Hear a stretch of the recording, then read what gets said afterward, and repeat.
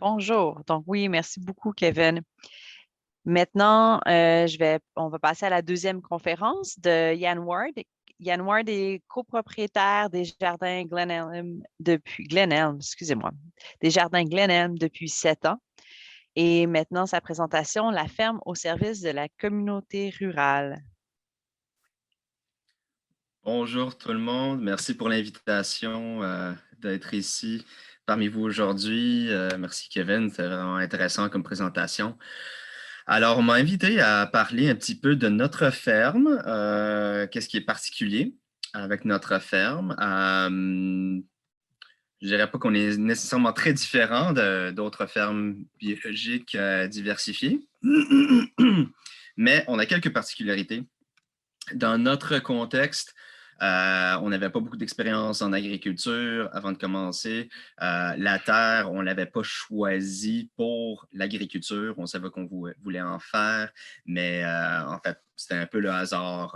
La maison nous convenait, le prix était bon, on savait qu'on pouvait faire de quoi, mais on n'avait pas évalué tous les facteurs en fonction d'une terre propice à l'agriculture. Donc, ça a amené quelques défis. Ma femme vient de la région. Moi, je viens de l'extérieur de la région. On est établi dans la région de Huntingdon, vraiment dans la pointe sud-ouest du Québec. Alors, le climat est extraordinaire. On est vraiment la Floride du Québec, mais ça, le lien que ma femme avait avec la communauté, je suis tombé un petit peu sur le charme et on a décidé de faire une mise en marché à la base rurale, près de chez nous, pour plusieurs raisons. Et je vais vous expliquer un peu comment ça a fonctionné. Donc, je rentre en mode présentation. Voici notre ferme. Alors, on a 2 champs. Ici, à gauche, c'est notre ferme. La maison est ici. Et ici, de ce côté-là, c'est une terre qu'on loue depuis 3 ans. En fait, ça va être notre 4e année à cultiver cette terre-là. C'est une terre, essentiellement le même sol. On a une argile Saint-Urbain lourde. La terre en location, ils ont eu les mêmes défis que nous. En commençant, mais ça fait 30 ans qu'ils la mettent en culture, qu'ils font les choses comme il faut. Et la terre est vraiment, vraiment meilleure. C'est vraiment incroyable d'avoir la chance de voir ma terre, mais 25 ans dans le futur. Alors, de voir le potentiel que ça peut amener, ça venait vraiment confirmer qu'il y avait un potentiel sur notre terre, qu'on savait qu'elle était riche, mais l'argile, on sait que c'est difficile. Alors, on a ici un petit peu un contraste entre les 2 systèmes qu'on a à la maison. C'est 1,5 acres entourés de boisés, qui sont, eux, entourés de champs de maïs et de soya. Donc, on a un bon tampon vis-à-vis la certification bio. Toutes nos serres, nos tunnels sont dans ce champ-là et on fait tout ce qui a besoin de soins quotidiens, de récoltes régulières, concombres, haricots, courgettes, etc., chez nous, parce qu'on ne veut pas se déplacer pour faire des récoltes quotidiennes nécessairement. On est pratiquement en non-travail du sol. À notre ferme, on utilise beaucoup d'étoiles d'occultation, de plus en plus de feuilles qui nous proviennent gratuitement de la municipalité de Huntingdon, qui a une politique de non-épandage de pesticides, donc c'est correct en bio. On retrouve les feuilles, c'est absolument magnifique quand on en met. Tout ce qu'on a à faire, c'est d'enlever les feuilles avec un râteau et c'est prêt à planter. Le sol est super bien entretenu, humide. Les vers de terre créent des galeries. Ça allège notre sol, ça fait du compost sur place. Notre système est bio-intensif, alors on n'a pas le choix de faire un désherbage manuel, sinon de l'occultation. Dans le champ à droite de votre écran, qui est à 5 minutes de chez nous en passant, sur le même rang, c'est un système extensif. On a gardé essentiellement le même système qui était là avant parce que ça fonctionnait extrêmement bien. Et c'est 5 acres. Donc, pour nous, travailler ça de façon bio-intensive, c'était pas vraiment réaliste et de toute façon, on avait accès à l'équipement des fermiers de nos hôtes qui nous aident beaucoup d'ailleurs. Donc, c'était logique de garder le même espacement des rangs, un système de travail du sol, un espacement plus large des cultures, des rangs de cultures qui nous permettraient de passer des systèmes, de passer des outils semi-mécanisés. Et quand je dis ça, je parle surtout de la houe double TerraTech, où on a un bon système qui nous permet de passer rapidement entre les rangs, de faire un entretien régulier et rapide. Mais c'est sûr que le sol n'est pas tout le temps couvert. Il est beaucoup moins couvert que dans notre système bio-intensif, mais on a la possibilité de faire des engraveurs sur 2 ans. Parce que sur les 5 acres, dans ce champ-là, on a un acre en culture environ. Donc, 2 ans, ça nous permet de faire des engraveurs comme le mélilo, la luzerne, qui vont vraiment se pointer, vraiment prendre de la force dans la 2e année, établir un système racinaire important, une biomasse importante, au lieu d'être tout le temps dans des engraveurs à très court cycle, comme on l'est dans notre champ à la maison. Donc, un petit aperçu de la ferme. Voici chez nous, près de la maison. On va faire 100 paniers, on l'espère, en 2021. On a 3 employés, 2 à temps plein, 1 à temps partiel. Notre masse salariale s'établit à 35 avant les subventions. Depuis 2 ans, on a été accepté pour les emplois d'été Canada. Qui nous a aidé quand même pas mal. Alors, après subvention, notre masse salariale s'établit à 25 de nos revenus, ce qui est quand même assez bon. On a 4 serres froides pour un total de 9300 pieds carrés. On a 3 serres froides qui passent l'hiver, où on laisse le plastique l'hiver, donc une qu'on enlève le plastique parce qu'elle n'est pas assez forte pour nos hivers. On a ajouté une chambre tiède l'année dernière à notre chambre froide qui nous a beaucoup aidé dans la conservation des tomates, haricots, etc. Toutes les cultures qui n'aiment pas être à 2 degrés, 4 degrés Celsius. Notre salle de lavage extérieure, c'est juste une extension de notre garage. On n'a pas de grange, c'est vraiment juste un garage double. Et notre salle de lavage est une extension. On a mis un toit pour nous protéger un petit peu, mais on n'a pas de salle de lavage intérieure. Donc, c'est vraiment une adaptation je vous dirais en tout, notre ferme, celle qui est à Glenelm, celle qui est à côté de notre maison, c'est une adaptation d'un terrain résidentiel à un terrain agricole. Le drainage, c'était vraiment notre plus grand défi parce qu'on est un petit peu dans une baissière argileuse. Donc, vraiment à proximité de la forêt, il y avait beaucoup d'eau qui rentrait. Ça a causé pas mal de défis. Et notre mise en marché se fait exclusivement en région, à Huntingdon, qui est à 10 minutes de chez nous, et à Valleyfield, qui est à 30 minutes de chez nous. Donc, pour commencer, c'était pas évident. C'était vraiment une friche, des petits arbres, un pré. C'était avec des outils manuels, c'était un défi. On a fait la plupart de nos premières planches à la pioche. Je ne le recommanderais pas, mais c'était une façon d'apprivoiser la terre. On voit dans la photo du milieu, voici une photo qu'on avait prise en avril dans notre première année, qu'on voulait vraiment faire des cultures plus que juste quelques planches.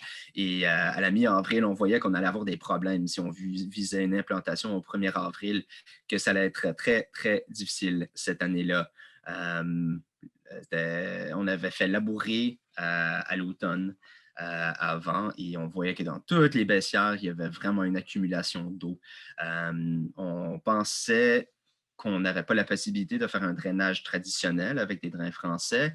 Alors, comme une solution temporaire, c'était la photo de droite qui était de creuser un grand trou, d'y mettre une poubelle trouée avec une pompe submersible dedans et un carlon qui s'en allait amener l'eau vers le fossé. Et ça, c'était connecté à une extension extérieure, une rallonge extérieure. Alors, ça fait la job, mais c'était vraiment pas évident. Alors, éventuellement, au fil des années, on a trouvé des solutions. On a découvert qu'on pouvait faire du drainage en prenant des élévations, un drainage traditionnel avec des tuyaux. Et après 4 ans, on a découvert l'importance de vraiment faire une grande tranchée pour contourner le champ au complet parce qu'on avait beaucoup d'infiltration d'eau de la forêt et de l'érablière, notamment à proximité, qui nous déversait beaucoup d'eau au printemps et faisait que la terre ne ressuyait tout simplement pas dans certains endroits. Alors, si on voulait exploiter notre 1,5 acre, il fallait procéder à ça. Je dis que c'est une ferme à échelle humaine. Ça a toujours fait partie de nos objectifs, de notre façon de se présenter à notre public, aux gens de la région, qui sont nos clients finalement. On a publié nos défis, nos challenges, nos réussites de façon très humaine, un peu comique. On riait de nous-mêmes. Je vous montre notre première serre à semis, ici à gauche sur votre écran. C'était essentiellement un pergola, un vieux pergola qui était présent. Pour environ 500 $ de bois et de plastique, on a mis des arches en bois traité et on a enveloppé le tout avec un plastique double et une soufflerie qui consistait en une soufflerie de salle de bain de 20 $ qu'on a acheté au magasin du coin. C'était vraiment broche à foin. Je ne dirais pas que je suis fier nécessairement de ça, mais pour le budget qu'on avait, ça fonctionnait. Et la photo de droite, c'est la démonstration. Donc, malgré le fait que je suis sûr qu'il y avait des gens qui riaient de nous autres, qui disaient que ça n'allait jamais marcher, qu'on a trouvé des solutions et qu'on a réussi à faire quelque chose de quand même correct dans les premières années. Et ça aide quand tu as un petit garçon mignon qui peut faire de l'intérêt pour les posts Facebook, etc.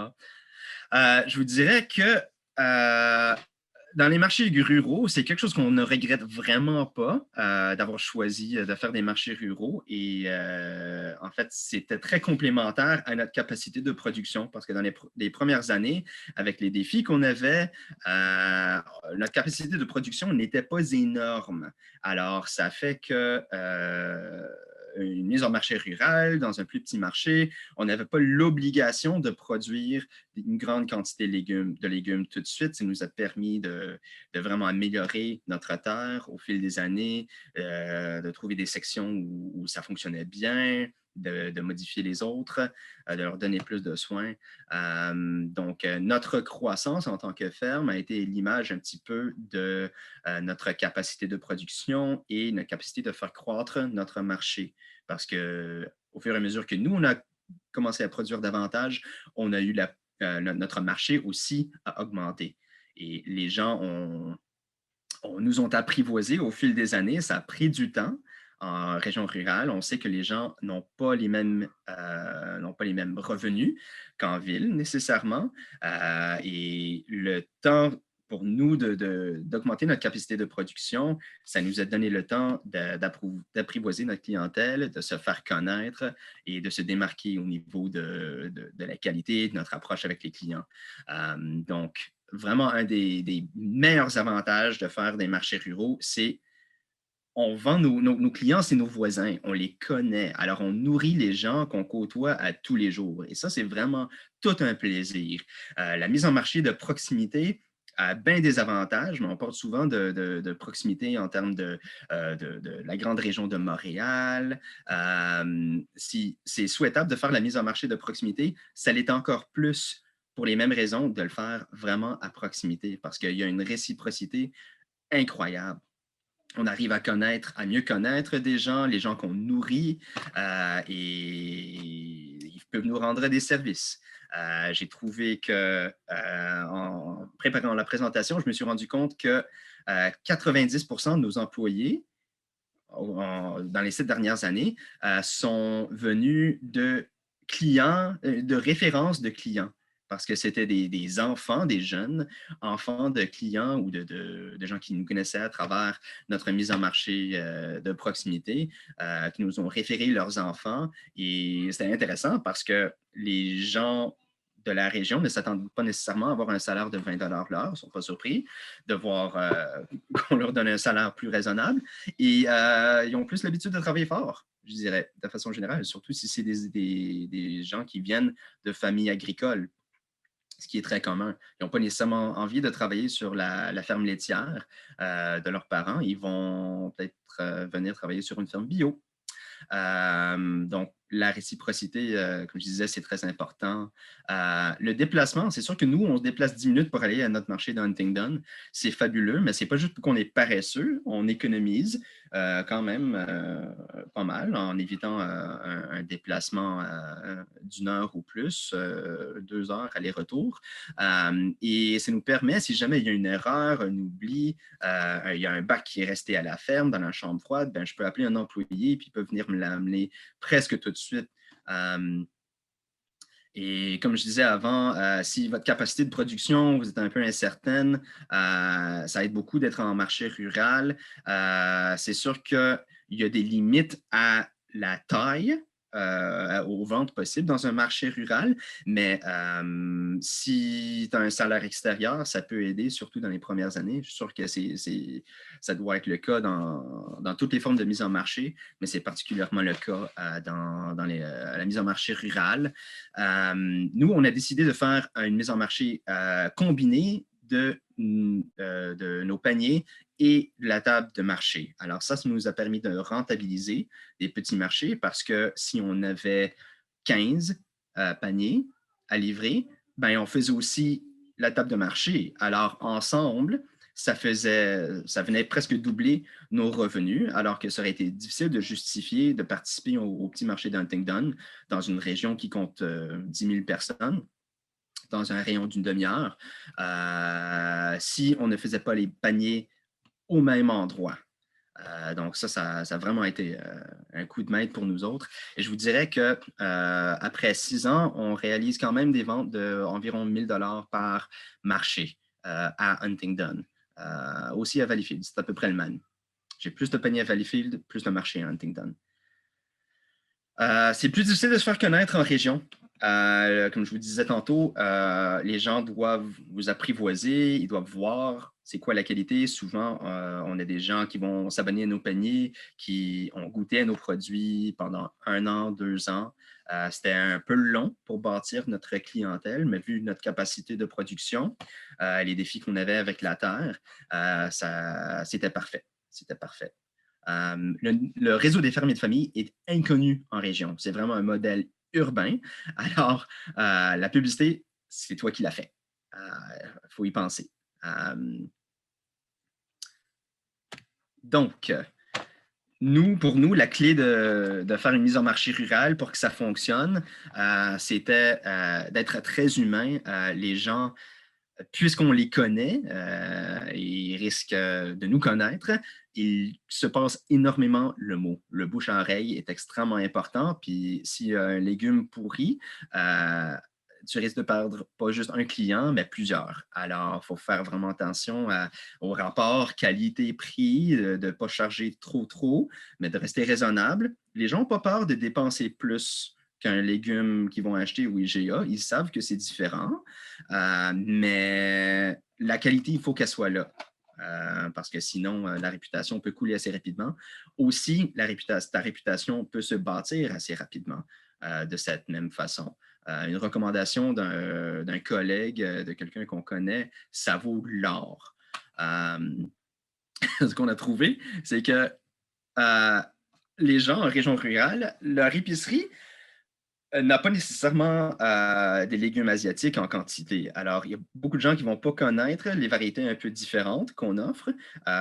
Ils aiment la possibilité de faire des découvertes, mais ils ne vont pas venir dans ton kiosque pour acheter des choux raves et des bok choy. Ils veulent les carottes et les patates. C'est sûr que pour nous, la carotte en argile, ce n'est pas super rentable. On en fait de très bonnes, mais ça prend du temps.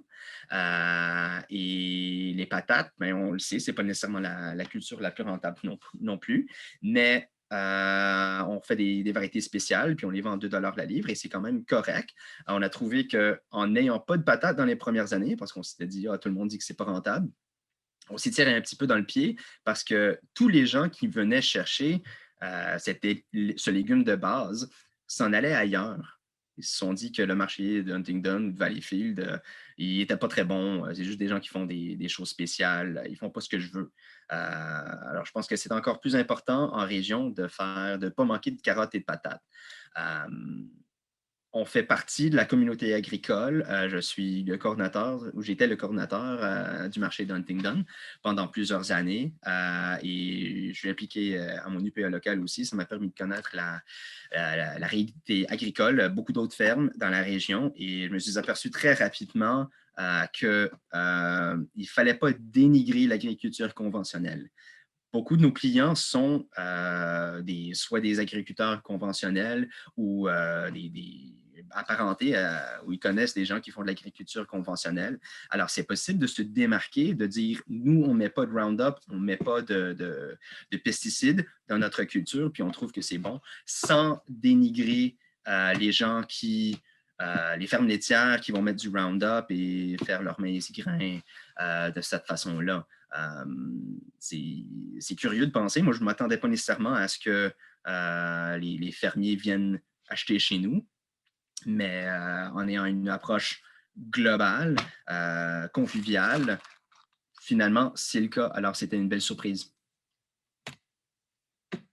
Et l'importance de pouvoir manger bio en région, c'est quelque chose que nous, on a planché là-dessus, puis les gens apprécient, parce que les gens de la région, souvent, ils n'ont pas cette possibilité-là. Il y a moins de légumes bio à l'épicerie, et les producteurs locaux, ben, dans notre région, près de chez nous, c'est des fermes laitières à grande majorité. Alors, du maïs grain et du soya, on ne mange pas ça. Alors, la possibilité de pouvoir manger bio en région, il y a plusieurs personnes qui l'apprécient, et voilà. Donc, je vous remercie beaucoup pour votre temps, et ça me fait plaisir de prendre des questions si vous en avez. Oui. Yann, moi, j'en ai une en partant, une question. J'aimerais ça que tu nous parles un peu de ton implication dans ta communauté avec ta femme, tu sais, autant au marché public. Ouais, ben écoute, moi, être coordinateur du marché fermier, je trouvais ça, au début, je ne savais pas comment ça allait fonctionner parce que je voulais vraiment me concentrer sur la ferme. Je ne savais pas si j'aurais le temps, mais on fait beaucoup de marchés d'hiver. Alors ça me fait un revenu d'appoint l'hiver quand j'en ai pas à travers la ferme ou quand j'en ai peu. Alors, ça a vraiment arrondi mes premières années. C'était intéressant et ça m'a vraiment permis de m'impliquer dans la communauté, de me faire connaître, même si j'étais soucieux de ne pas user de ma capacité de rejoindre un plus grand nombre de gens à travers la page Facebook du marché, de ne pas juste mettre des photos de ma ferme. Ça nous a permis de se faire connaître, et ma femme, venant de la région, elle connaît beaucoup de gens, c'est la journaliste dans la région. Alors, c'est sûr que le temps que moi, je connaisse les prénoms de tous nos clients, elle les connaissait déjà pour la plupart. Alors, ça m'a aidé.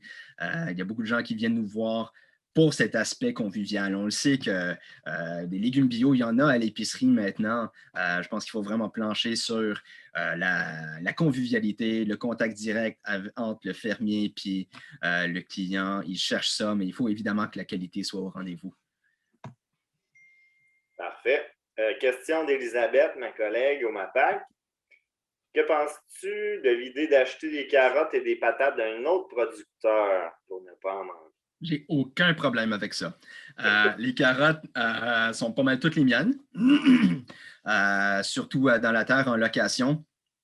Là, il y a un système où la carotte, ça fonctionne bien parce qu'on trace des lignes 8 pouces de profond, on sème la carotte directement dans cette ligne-là, puis ça fait comme si j'avais passé la grelinette sur un rang complet et la carotte est toute droite. Alors là, maintenant, ça fonctionne bien.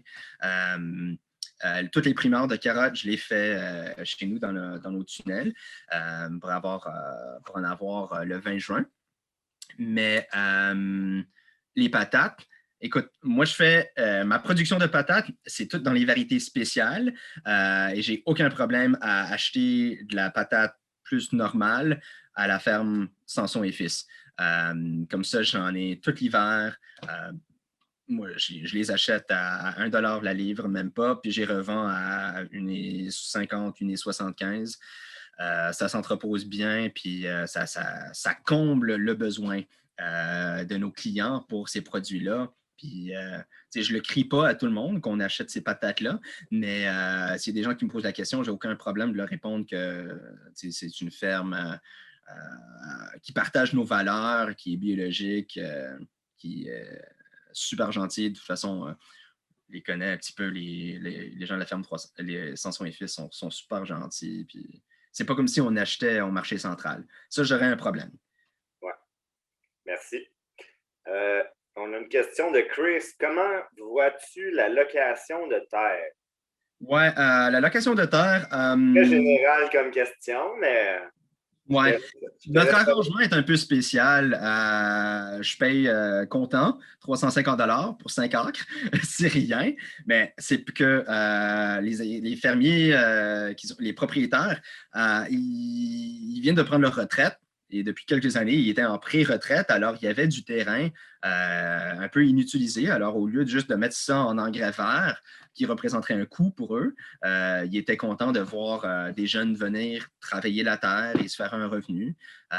Donc, écoute, nous, c'était vraiment magique comme entente. Ce ne sera pas nécessairement aussi intéressant pour tout le monde, mais je trouve que c'est très, très, très intéressant. Même si je payais 1 000 $ pour cette terre-là, ça se paierait largement, largement dans l'augmentation des revenus. Et c'est une terre qui est toute prête. Hein? Il ne faut pas sous-estimer la valeur d'une terre qui est prête. Je suis fier d'avoir défriché chez nous, mais quand tu peux juste rentrer puis semer et tu vas avoir des rendements, c'est incroyable. Ben oui. La liberté que ça te procure de savoir que quand tu plantes quelque chose, que ça va pousser, que tu n'auras pas les mêmes défis qu'une terre jeune qui est peut-être plein de chiens dents qui se cachent en dessous et tu ne le savais pas. Ou, j'exagère, le chien dent, il ne se cache pas, mais des problèmes de mauvaise herbe ou de drainage qui se cachent peut-être. C'est plus prévisible dans une terre qui est toute faite. Écoute, c'est un coup d'avoir pas de paiement, justement, à long terme, ça peut faciliter les démarrages, là, la location. Moi, je pense. Là. Le déplacement, c'est le seul problème que j'ai avec la location, c'est que quand je me réveille le matin, je ne vois pas ce qui se passe là-bas.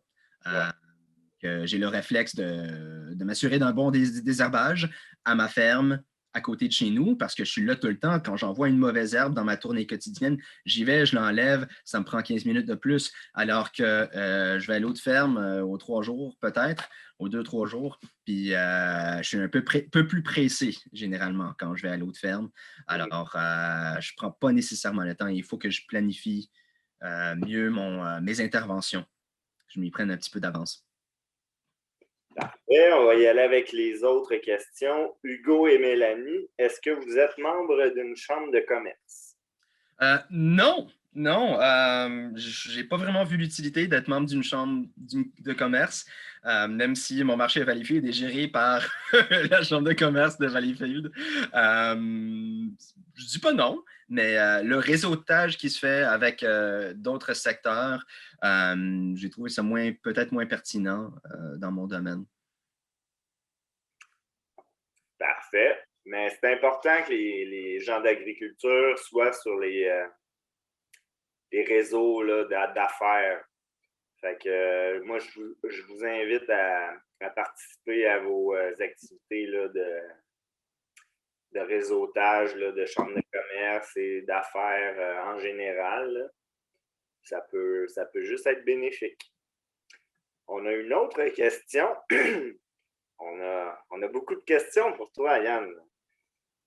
Mélanie dit « J'aimerais savoir davantage sur le drainage qu'il a fait et en savoir plus sur le RFF. » Oui, OK. Le drainage qu'on a fait, je vous dirais que le drainage souterrain est secondaire à la tranchée qu'on a creusée parce que nos drains, la percolation n'était pas très bonne dans notre sol glaiseux. On ne pouvait pas améliorer la structure du sol avant de régler les problèmes d'eau. Ça nous a pris 4 années pour le réaliser. Mais en coupant les infiltrations, en les versant directement dans une tranchée qui se vidait dans un fossé, ça nous a permis d'améliorer la structure dans notre sol qui a permis à l'eau de se rendre dans nos drains. Alors, ce qu'on ne savait pas avant de vraiment prendre les mesures avec un laser prêté à un ami, qui a découvert qu'on avait un problème et qui avait eu des problèmes similaires. On a pris les mesures des élévations dans notre champ et on a découvert qu'on avait le minimum nécessaire pour avoir une pente tranquille qui se viderait dans notre fossé. Nos drains sont à 18 pouces dans notre fossé. Ils se rendent à comme 18 pouces du haut du fossé, mais sur le champ au complet, il est un peu sur un angle. Alors, la règle générale, c'est 1 pouce, un minimum de 1 pouce au 100 pieds de dénivelé pour avoir un drainage adéquat. Et dans la glaise, c'est 2,5 pieds de profond. Le RFF, c'est le réseau des fermiers de famille. C'était géré par Équiterre avant. Là, c'est la CAP. Ni l'un ni l'autre sont connus en région. Alors là, il y a plein d'avantages de participer au RFF. Je suis vraiment un grand défenseur du RFF. Tellement d'avantages, un réseautage incroyable, un appui moral, social. Les achats collectifs m'ont sauvé des milliers de dollars. Vraiment aucune raison de ne pas participer au RFF. Mais au début, ce que je devrais souligner, c'est que le RFF, il n'y avait pas l'outil web qui nous permettait de prendre nos inscriptions en ligne avec la carte Visa. Tout se faisait encore par formulaire papier. Alors, au début, le RFF ne m'a pas beaucoup aidé à cause du manque de notoriété et les outils n'étaient pas aussi peaufinés qu'ils le sont maintenant. Mais la question ne se pose plus. Si tu es en démarrage, fais partie du RFF. Parfait. Hey, Yann, merci beaucoup de ta présentation. Ça fut très instructif pour beaucoup de personnes, je pense. On a eu quelques questions, fait que c'est signe que tu as suscité de l'intérêt auprès des maraîchers biologiques avec ton projet de ferme. Ben, écoute, merci beaucoup. Puis s'il y a des questions, si tu reçois des questions par courriel, n'hésite pas à me les envoyer. Ça me fait plaisir.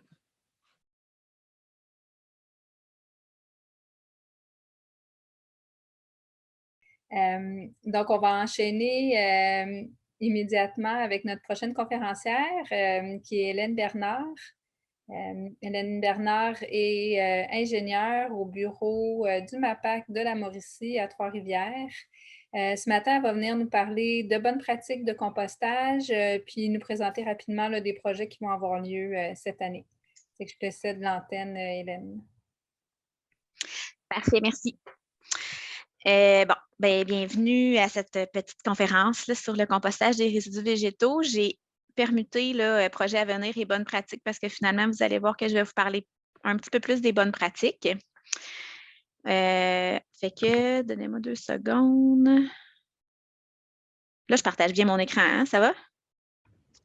Non, on ne le voit pas encore. Ah, OK, oui, je n'ai pas cliqué sur partager. Bon, excusez-moi. Ça va comme ça? Merci. Oui. OK, merci. Puis là, quand je clique comme ça... OK, c'est bon.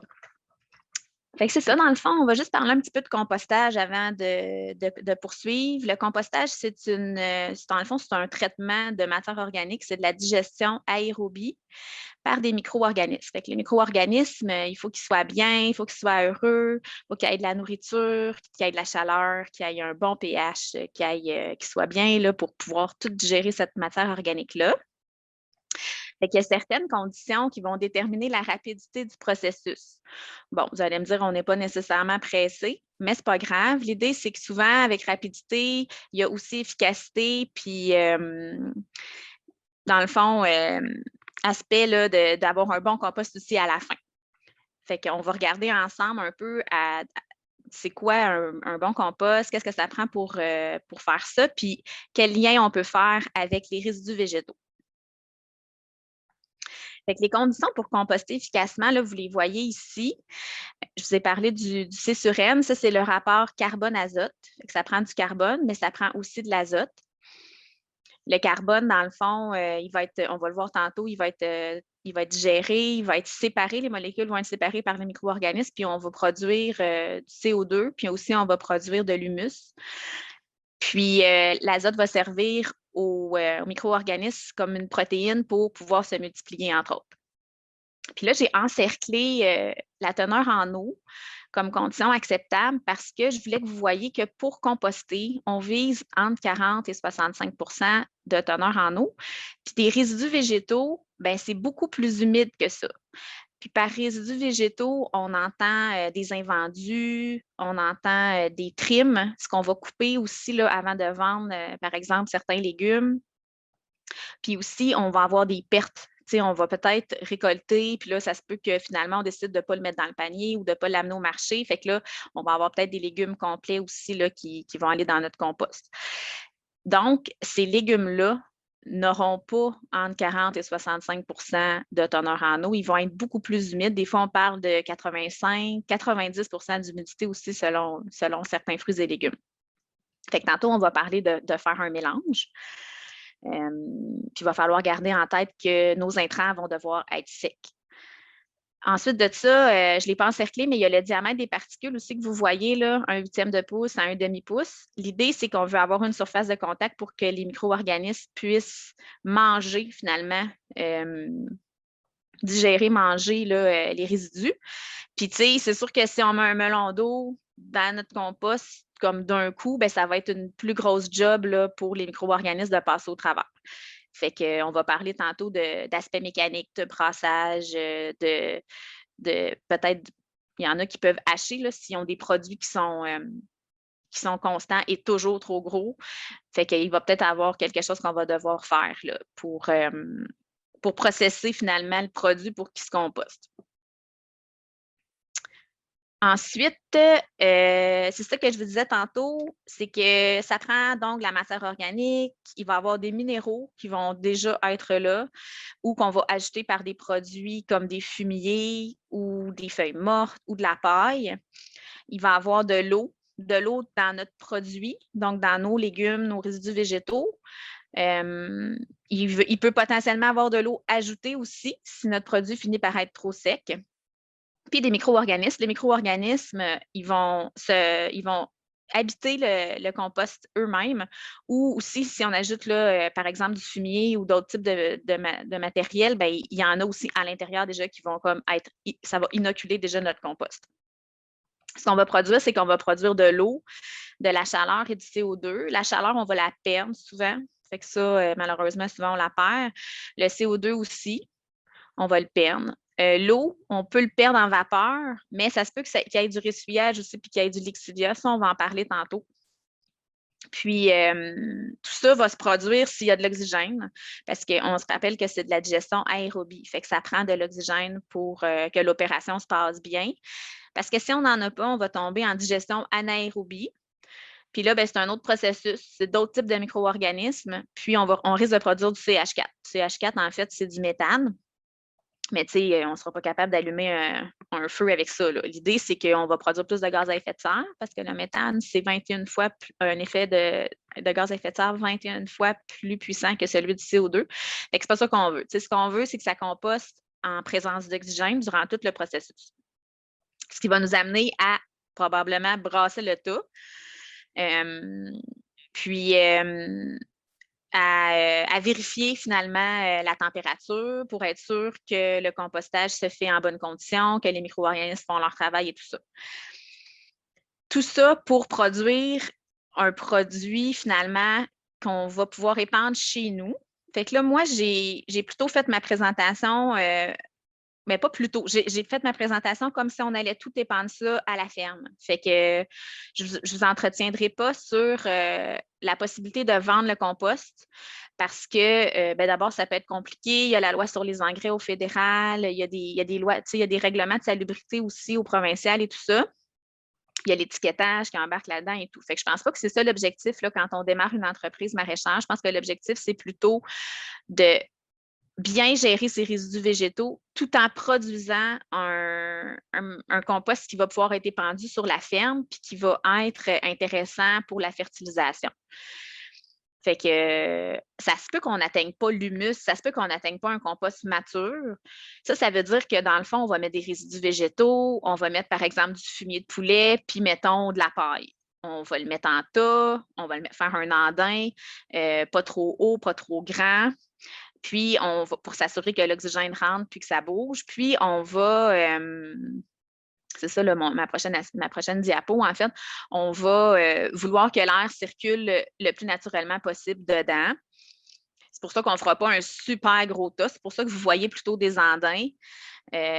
Puis, on va peut-être pas atteindre donc la maturation. On va avoir sûrement la première phase là, qui est la phase thermophile. Ça, c'est la phase où est-ce que tous les micro-organismes sont contents. Ils font comme, oh mon Dieu, il y a donc bien de la bouffe ici. Puis là, ils se mettent à digérer la matière organique qui est facilement digestible finalement. Ils vont tout digérer ce qui est le plus facile. Ils vont produire de la chaleur. Ça va faire évaporer aussi l'eau. Puis notre tas va, dans le fond, notre compost va diminuer de volume. C'est ça que je disais tantôt ici, là, de 25 à 50 on va perdre du volume. Puis, à ce moment-là, on va avoir une certaine stabilité là, dans notre compost. Puis, pour pouvoir atteindre vraiment la maturation, bien là, ça peut prendre des mois, ce qui n'est peut-être pas l'objectif. C'est sûr que dans la production maraîchère diversifiée, souvent, on va avoir des résidus végétaux à plusieurs moments dans notre année de production. Puis, on va peut-être décider de faire notre gros mélange avec nos intrants qui arrivent à la ferme et tout, plutôt à l'automne avant l'hiver. Fait que c'est bon d'essayer de le faire justement avant que le froid pogne trop, mettons. Là. Fait que le faire à l'automne, de mélanger là, votre fumier de poulet, votre paille ou vos feuilles mortes et tout ça avec vos résidus végétaux pour profiter de la température, en fait, qui est encore relativement clémente, puis que la phase thermophile soit réussie. À ce moment-là, ce qui est le fun aussi, c'est qu'on va détruire plusieurs pathogènes là, quand on va faire monter la température. Puis là, après ça, souvent, ce qu'on voit sur les entreprises maraîchères, c'est que des fois, il y a une bâche là, qui est mise par-dessus. Puis, ce compost-là va être utilisé plutôt l'année suivante, finalement, là, dans les cultures. C'est toujours intéressant de prendre des analyses de ce que vous épandez dans vos champs pour évidemment connaître là, la teneur en éléments fertilisants, NPK, connaître aussi le C sur N de ce que vous épandez pour voir si ça va mobiliser beaucoup d'azote dans vos cultures. Ceux qui ne sont pas en production biologique pourront peut-être s'ajuster avec de l'azote de synthèse là, pour finir de digérer finalement le carbone là, si c'est plutôt de la matière organique qui est apportée. Bon, fait que là, tout ça, c'était pour vous dire que, bon, c'est pas si facile que ça, puis en même temps, c'est pas si compliqué. C'est juste que, un peu comme toutes les opérations que vous allez faire sur votre entreprise, vous allez vouloir la réussir. Puis, il y a certains aspects que je voulais rappeler qui sont propres plutôt là, au démarrage en production maraîchère. D'abord, un des enjeux, c'est de gérer des résidus qui sont inégaux, puis qui sont en quantité puis en qualité variable au cours de la saison. Parce que, tu sais, on comprend que s'il y a plusieurs types de légumes qui sont produits à la ferme, bien évidemment, ils ne sont pas prêts tous en même temps, ils ne sont pas de même nature, ils n'ont pas tous le même look pour les micro-organismes, puis le même attrait aussi pour les micro-organismes. Fait que, tu sais, il faut comme essayer de gérer notre stock au fur et à mesure. Fait que ça peut être intéressant d'avoir un andin qui est dédié à la réception en continu de résidus végétaux pour ne pas faire un tas de boîtes qui va tout jeter partout. Fait qu'il faut comme déjà avoir des intrants, comme on jasait tantôt, des intrants qui sont structurants, puis qui sont carbonés, puis qui sont secs, qui vont pouvoir absorber l'eau, puis qui vont pouvoir commencer à faire digérer les résidus végétaux par les micro-organismes. Puis après ça, moi, ce que je vois souvent, c'est qu'à vers l'automne, il y a un plus gros coup qui est donné où là, on va faire un andin pour justement pour passer l'hiver et tout ça, là, qui va avoir plus de résidus dedans. Dans tous les cas, on comprend qu'il va y avoir des intrants. Fait que là, ça, je vais revenir tantôt. Oui, je vais y revenir tantôt, en fait. Ouais. Après ça, il faut aussi comprendre que si vous êtes en production biologique, la valeur fertilisante de votre compost, elle va être un intrant déterminant pour vos rendements. Elle va faire partie de votre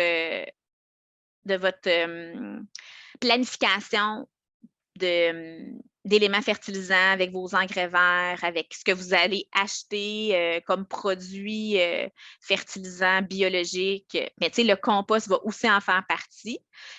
Fait que il faut le connaître, il faut le contrôler, puis il faut le réussir. Après ça, dans la deuxième partie de ma présentation, là, je vais vous parler un peu des lixivia qui vont peut-être s'échapper de vos andins là, sans que vous vouliez vraiment. Mais c'est important qu'on en parle parce que ça peut potentiellement contaminer les eaux de surface puis les eaux souterraines. Fait que je vais vous parler un peu de ça. Fait que ce que je veux que vous reteniez, c'est qu'au même titre qu'une autre opération sur la ferme, ben, le compostage des résidus végétaux, ça mérite attention, ça mérite de l'aide. Demandez de l'aide à votre agronome, demandez de l'aide à d'autres producteurs qui en font, qui ont des techniques qui fonctionnent bien. Je ne vous ai pas beaucoup parlé de taille d'amas, je ne vous ai pas parlé non plus de retourneurs d'andins, de retourneurs rotatifs. Je ne vous ai pas donné nécessairement de trucs techniques pour le réussir, mais je crois que sur chaque ferme, il y a moyen de trouver la solution, la recette, la façon de faire qui est propre à la réalité de l'entreprise. Fait qu'il faut se faire accompagner pour faire ça. Après ça, ben moi aussi, j'ai une super... j'ai un petit bonhomme qui est surpris, mais j'ai une super diapo sur le REAFI, donc le règlement sur l'encadrement d'activités en fonction de leur impact sur l'environnement. C'est l'article 279 où on traite de compost, en fait. Ce qu'il faut retenir, je l'ai mis en jaune, il faut retenir qu'on est exempté d'une autorisation quand le compost est produit par l'exploitant. Donc, il est produit sur un lieu d'élevage ou d'épandage. Pour le ministère de l'Environnement, ça n'existe comme pas une entreprise agricole, donc c'est vraiment un lieu d'épandage dans votre cas, si vous n'avez pas d'animaux. Fait que vous avez le droit de faire un tas tout le temps inférieur à 500 mètres cubes. Puis, il faut que les intrants soient uniquement des végétaux comme des résidus verts, écorces, feuilles, gazon, résidus de terre, des résidus organiques issus de la culture de végétaux, c'est ce dont on parle ce matin, des planures, des copeaux de bois, du brandy. Puis, il y a deux autres choses qui sont intéressantes plus tard dans l'article. La première, c'est que la siccité des matières de l'amas de compostage doit être égale ou supérieure à 30 %. Fait que la siccité, là, c'est le pourcentage de matière sèche. Fait que là, dans le fond, ça correspond à 70 % de teneur en eau. Ce qu'on disait tantôt, c'est que des résidus végétaux, en général, ça a plus que 70 % de teneur en eau. Donc, on parle plus de entre 80 et 90 % de teneur en eau. Donc, un tas de résidus végétaux qui est tout seul, pas d'intrants sur le bord du champ, ben, il ne correspond pas à ça. Il faut absolument lui rajouter des intrants structurants, carbonés, secs. Puis, cependant, le 30 %, il est quand même très... il nous habille finalement, là, parce que ce qu'on veut, c'est, on l'a dit tantôt, c'était plus que ça. C'était plus 40-45 % là, parce qu'on parlait de, là, vous ne l'avez pas devant vous, là, mais de 60 à 40 % de teneur en eau. Fait que finalement, ça nous habille dans le sens où, oui, de toute façon, ce qu'on veut, c'est mélanger nos résidus végétaux avec d'autres produits, puis avoir une siccité qui est supérieure à 30 %. Mais il faut le maintenir là, si on ne veut pas être assujetti à une demande d'autorisation. Puis finalement, ce qui est intéressant aussi, c'est que même si les déjections animales ne sont pas nommément nommées au point 5, plus tard dans le paragraphe, on dit que des déjections animales peuvent être ajoutées aux végétaux lorsque l'activité est réalisée sur un lieu d'élevage ou d'épandage. Et ça, c'est intéressant si vous voulez recevoir du fumier de poulet, par exemple, c'est souvent ça qu'on voit. Ou un autre fumier, un fumier de cheval, un fumier de bovin, mais tu sais, quelque chose, n'oubliez pas qu'on veut quelque chose de sec, là. Ben, en fait, on peut le faire si on respecte le 500 mètres cubes, puis si on respecte là, le 30 de matière sèche, puis qu'on le fait chez nous avec nos produits. Ça va, fait que ça, c'est quand même une bonne nouvelle. Fait qu'en théorie, je pense que pour du démarrage, là, 500 mètres cubes, ça fait quand même beaucoup de stock. Ça devrait bien aller côté autorisation. Sauf que là, même si on n'est pas assujetti à l'autorisation pour faire du compost, on ne doit pas contaminer les eaux de surface et souterraines. Je n'ai pas mis les numéros d'articles, mais on comprend que l'idée, c'est qu'en général, tout le temps, on ne veut pas envoyer des éléments fertilisants dans le cours d'eau ou dans l'eau souterraine. Donc, il y a des bonnes pratiques à respecter. Là, c'est très schématisé. Là. Je ne vous dis pas de mettre votre amas sur une pente de 10 de chaque bord. Ce n'est pas ça non plus que je veux dire. Mais ce que je veux dire, c'est que en général, la première chose, c'est d'éviter que l'eau propre, donc l'eau de ruissellement, l'eau de pluie finalement qui arrive de l'amont, atteigne l'amas. Fait que soit qu'on met notre amas ou nos andins, parce que ça se peut qu'on en ait plusieurs, sur un point haut. Tu sais, on ne choisit pas le pied d'une pente, on ne choisit pas un endroit qui est très humide. Finalement, on essaye de se remonter un peu. Ça, c'est une des possibilités pour pas que l'eau propre atteigne l'amas. Sinon, on peut couper l'eau en amont. Parce que là, de l'eau propre, on peut faire un fossé ou une rigole en amont de ça, puis la dévier vers un autre fossé ou vers un cours d'eau ou finalement faire rejoindre cette rigole ou ce fossé-là au réseau hydraulique. Comme ça, on ne va pas avoir à gérer de l'eau en plus qui n'est pas l'eau de pluie, puis qui n'est pas l'eau déjà de nos résidus. Fait que ça va, ça, c'est assez facile à faire. La deuxième chose qu'on peut faire pour ne pas contaminer les eaux de surface, c'est d'avoir une bande végétative filtrante. Puis là, je n'ai pas mis de distance. On comprend que plus la bande végétative filtrante va être grande, plus elle va avoir le temps d'intercepter le lixivia parce que c'est des plantes, puis je veux dire, elles sont en 3D, là, fait que ça ralentit l'eau, mais aussi ça pompe les éléments fertilisants durant la saison végétative.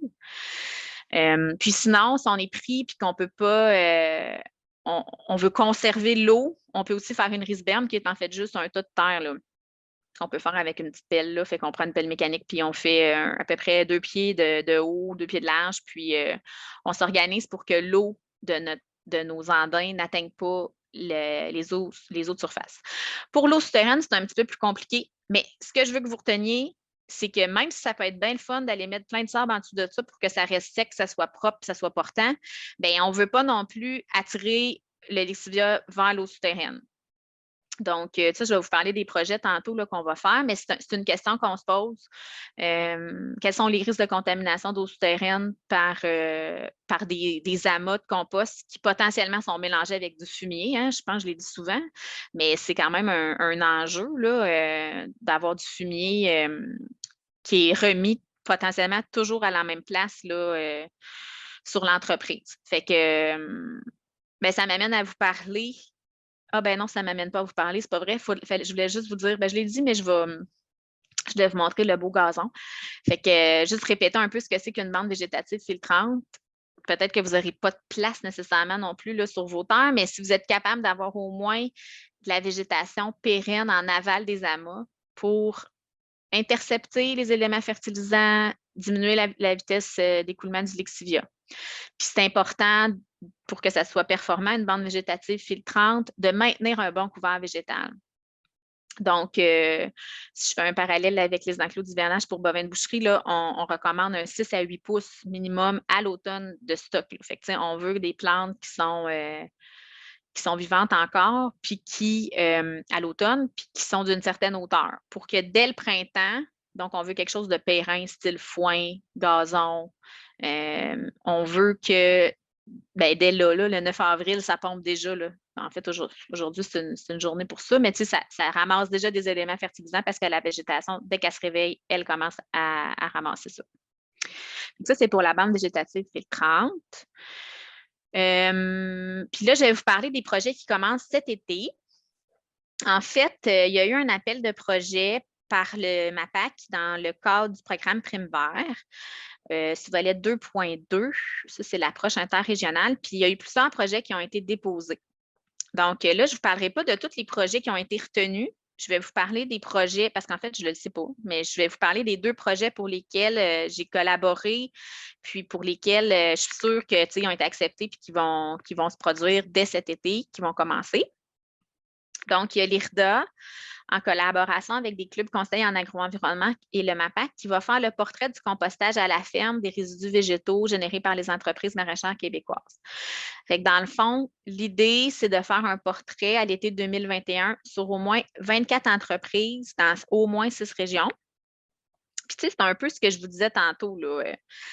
Il y a plusieurs cas de figure, il y a plusieurs dimensions d'entreprise en termes de superficie, en termes de type de culture. Il y en a qui ont 1, 2, 3, 4 cultures, il y en a qui en ont 38. Après ça, dans toute cette diversité-là, on va vouloir retenir des fermes types sur certains aspects. Puis, il va y avoir un suivi du compostage sur une douzaine d'entreprises aux étés 2022 et 2023. Donc, des 24 minimum entreprises dont le portrait va être fait à l'été 2021, il y en a au moins 12 sur lesquelles il va y avoir un suivi plus serré sur ce dont on parlait tantôt. Là. Donc, la recette, la régie, la gestion, les équipements de retournement, la grandeur des amas, des tas, y a-t-il des retourneurs électriques, des composteurs rotatifs, etc. Fait que ça va être dans les étés 2022-2023. Puis dans le but final, finalement, de faire des fiches techniques qui vont aider les entreprises à se positionner pour leur propre compost finalement. Fait que ça, c'est le projet 1. Puis le projet 2, il va avoir en Mauricie, ça va être un projet qui concerne l'implantation et le suivi d'une plateforme de compostage au sol avec bande végétative filtrante sur une entreprise maraîchère diversifiée. Fait que ça va être le Club de la vie au champ qui va le faire avec Fusion Expert Conseil, une firme de génie, puis le MAPAC. Fait que dans le fond, l'idée, c'est que ce qu'on a constaté, c'est que les entreprises maraîchères, ce qu'elles veulent faire, c'est une plateforme de compostage permanente. Fait que, tu sais, elles veulent pouvoir utiliser toujours le même bout de terrain et l'aménager pour qu'il soit pratique pour faire le compostage. Fait que c'est ça. Ils veulent dédier une partie de leur terrain à cette activité-là, ne pas le faire rouler partout dans les champs, parce qu'il y a d'autres considérations, là, on n'a pas parlé, mais tu sais, quand on fait venir de la paille ou tout ça, il peut y avoir aussi des graines de mauvaises herbes. En tout cas, fait que là, si on swing ça un peu partout, ça peut être un enjeu. Donc, d'essayer d'avoir une plateforme de compostage au même endroit, avec un chemin, tu sais, qui se rend là pour pouvoir accueillir les intrants, avoir de la place pour brasser. Si on brasse là, avec un retourneur d'andin à côté du tracteur ou si on brasse avec le boquet du tracteur, ça prend quand même de l'espace. Puis, justement, contrôler les eaux qui arrivent, pouvoir avoir une bande végétative en aval qui est efficace, qui est nivelée, qui fait la job et tout. Puis, le fond aussi de la plateforme, tu sais, toujours au sol, là, on ne parle pas de béton ici, tu sais, comment le faire, quelle épaisseur, quel type de matériaux. C'est ça qu'on va, dans le fond, élaborer là, dès l'été 2021, puis qu'on va suivre. Fait qu'on va pouvoir suivre... en fait, le protocole n'est pas tout écrit encore, mais on va essayer de suivre justement les Lixivia pour voir comment ils se comportent, puis pour voir si on atteint les objectifs environnementaux avec une plateforme au sol. Fait que ça, c'est le deuxième projet dont je voulais vous parler. Puis c'est tout. J'ai peut-être parlé vite un peu. Fait que voilà, moi, je serais déjà rendue à la période de questions. Super, merci Hélène. Non, c'était parfait. Il y avait une question que moi-même, je me suis posée là, au niveau du... quand tu présentais la réglementation, c'est Louvain Ramanji qui la posait, là, à savoir qu'est-ce qu'étaient les macrophytes. Puis, il nous a répondu aussi, là, je le dis à voix haute, là, ça intrigue d'autres personnes. Là, c'est des plantes aquatiques qui, je pense, entre autres, incluent les mousses puis les fougères. Dans le fond, on a une autre question là, de Lova qui demande, excusez, ça s'est fermé, il demande, pour une plateforme au sol sans béton, ce serait un fond de sable? Oui, en fait, je crois que ça va être du cas par cas. Je pense que ce qui va arriver, c'est qu'il va falloir faire des profils de sol pour voir sur quel type de sol, dans le fond, on veut aménager la plateforme. Fait que c'est quoi le sol en place? On va peut-être devoir caractériser aussi la hauteur de la nappe phréatique pour pouvoir. Puis, tu sais, c'est ça qu'on va suivre. En fait, on va suivre l'infiltration aussi du stock finalement dans le profil parce que si, par exemple, on est déjà sur un lit de sable, ben oui, il va en avoir de l'infiltration jusqu'à toujours, finalement, là. Tandis que si on est sur un sol plus lourd ou si on a un sol plus perméable sur un sol moins perméable, bien, peut-être que oui, on va aller rajouter du sable pour que ça soit portant et tout ça, puis on va être sûr de ne pas contaminer les eaux souterraines. Mais tu sais, je ne crois pas qu'il va y avoir une recette unique pour les plateformes en sol. On va mélanger le besoin de stabilité puis le besoin de pouvoir se promener en tracteur là-dessus avec la réalité là, de contamination des eaux souterraines, je pense, site par site. Fait que, c'est pour ça qu'on fait le projet aussi, c'est que on a besoin d'acquérir de la connaissance là-dessus. C'est ça. Fait que, mais non, je pense pas que ça va être juste une chose là, qui va être recommandée pour tout le monde, finalement. Merci beaucoup pour ta réponse, Hélène. Donc, ça fait le tour des commentaires, questions qu'on avait au niveau du clavardage. Donc, je te remercie énormément. C'était vraiment super intéressant. J'avais peut-être une petite dernière question en terminant. Sais-tu s'il y a un document qui fait un résumé justement des bonnes pratiques, un guide pour ce qui est au niveau du compostage qui est disponible? Je vais regarder ce qu'il y a.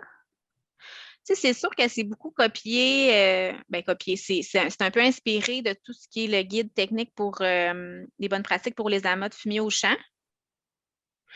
Fait que c'est sûr qu'on peut s'inspirer de ça. La différence, parce que d'ailleurs, il y a des choses là-dedans que je n'ai pas dites, là, comme là, j'ai parlé de la risberme, mais on aurait aussi pu parler de remettre un absorbant en aval, si on a trop de lexivia qui coule, ou il y a des choses comme ça qui peuvent être intéressantes. La différence, c'est que dans le guide technique des amas au champ, il faut permuter, faut rotationner finalement la position de l'amas, là, puis c'est ça qu'on ne veut pas faire finalement avec le compostage. Mais je vais regarder ce qui existe.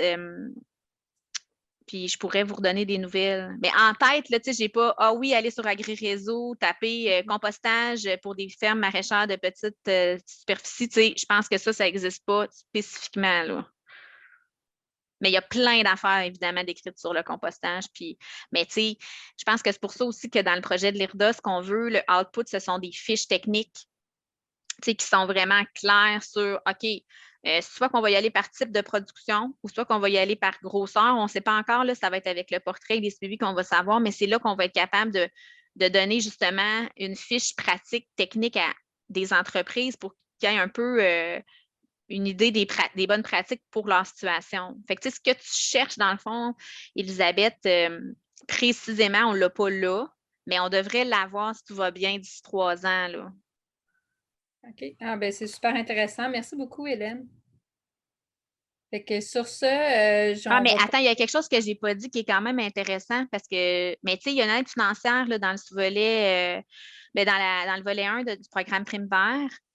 C'est la mesure 4306 qui s'appelle Équipement et infrastructures de gestion des résidus végétaux et des eaux usées. Je ne sais pas si quelqu'un en a parlé ou va en parler, mais en tout cas, sachez que si vous avez besoin d'aide financière pour soit réduire les résidus à la source, les caractériser ou acheter un équipement là, qui règle votre problème, bien, vous pouvez vous informer à votre direction régionale pour voir si vous êtes admissible, si votre projet est admissible à cette aide financière-là.